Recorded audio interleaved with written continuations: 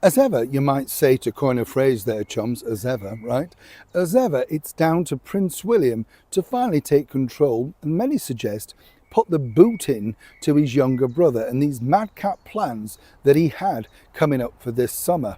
What if Prince William has finally had enough, and this time there's no going back? Because behind the scenes, a decision has been made, and it changes everything for Prince Harry. For years now, the story between Prince Harry and the royal family has been filled with tension, mixed signals, and failed attempts at reconciliation. But this summer, something different happened, something that insiders are calling a final line being drawn, and at the center of it all is Prince William. Let's be honest for a moment. The relationship between Prince Harry and the royal family hasn't just been complicated, it's been steadily breaking down. From interviews, to public statements, to unexpected revelations, each step seems to have pushed the distance even further. And yet, despite all of this, there have been moments where it seemed like things might improve, where maybe, just maybe, there could be a way back. The summer plan. Recently, there were quiet suggestions that Harry was hoping for something big, a reunion, a moment where the family could come together again, possibly during the summer at Balmoral. On the surface, it sounded like a step in the right direction, a chance to reconnect, a chance to heal. But when you look closer, the situation wasn't that simple. Why the family hesitated? Because from the royal family's perspective, this wasn't just about meeting up, it was about everything that had happened before. Think about it. If someone has repeatedly gone public with private matters, criticized the family, and created controversy on a global stage, can things really just go back to normal overnight? That's the question Prince William seems to have asked. And according to insiders, his answer was clear. William steps in. For a long time, King Charles has been seen as someone who still hopes for reconciliation, a father who, despite everything, may want to see his son again. But this time, another voice became more important, Prince William.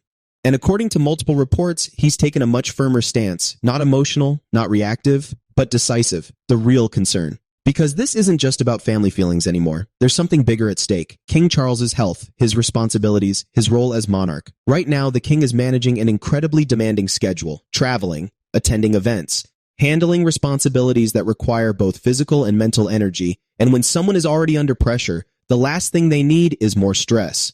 The hidden reason behind the no.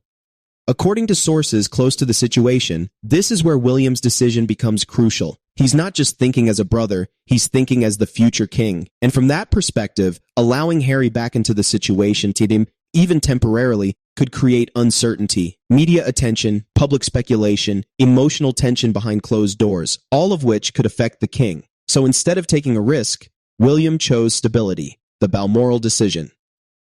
Now here's where things become very clear. Every summer, the royal family gathers at Balmoral. It's one of the few times where things are more private, more personal, a place where family matters more than public image. But this time, something changed. Prince William reportedly made it clear that he, Catherine, and their children would attend, but on their own terms. And more importantly, there was no space being created for Harry. The message behind it, this wasn't just a scheduling decision, it was a message. A signal that things are no longer flexible, that boundaries are now being set, and perhaps most importantly, that actions have consequences. The coronation factor. There's also something else that hasn't been forgotten. The coronation. A historic moment. One of the most important events in King Charles' life. And yet, Harry's involvement was minimal, and Meghan wasn't there at all. From the outside, that may seem like a small detail. But inside the family, moments like that matter. They're remembered. And when someone chooses not to fully participate, it raises questions. Control versus connection. At the center of all of this, there's one key issue, control. Because many believe this situation isn't just about security or privacy, but about who controls the narrative, who decides how things happen, who sets the terms. And when those expectations aren't met, the situation becomes more complicated. The pattern that can't be ignored. Over time, a pattern has started to form. Public statements, followed by reactions, followed by more tension, each cycle making reconciliation harder, not easier. And from William's perspective, enough is enough. The bigger picture. Because as the future king, he has to think long-term, not just about family relationships, but about the stability of the monarchy itself. And stability requires boundaries, clarity, consistency. So where does this leave Prince Harry? At a distance, not necessarily permanently, but clearly. For now.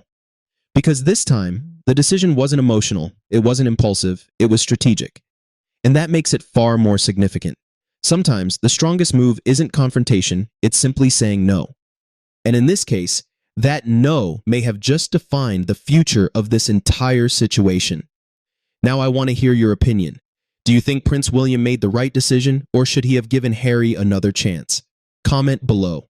And for more deep, untold stories like this, subscribe to Fame Expose, because here we don't just follow the story, we expose what's really going on behind it.